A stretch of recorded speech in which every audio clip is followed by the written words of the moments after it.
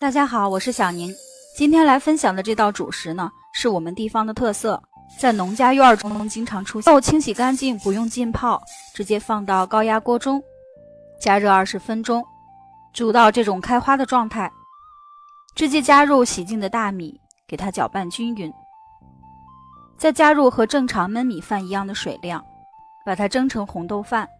再准备一个大小适中的金瓜，把头尾去干净。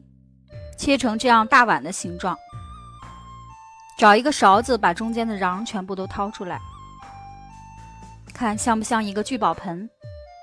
蒸好的红豆饭呢，趁热把它搅拌均匀，然后放到南瓜中，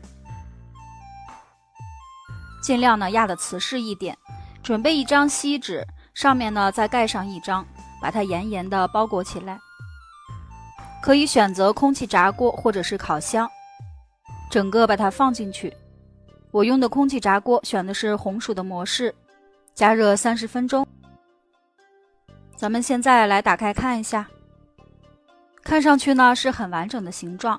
我们直接用一个盘子把它倒扣在盘子中间，从上面表皮的地方呢这样轻轻地划上几刀，外皮呢就可以轻松地揭掉了。此时的南瓜变得特别软糯，把它和红豆饭拌到一起，特别的香甜。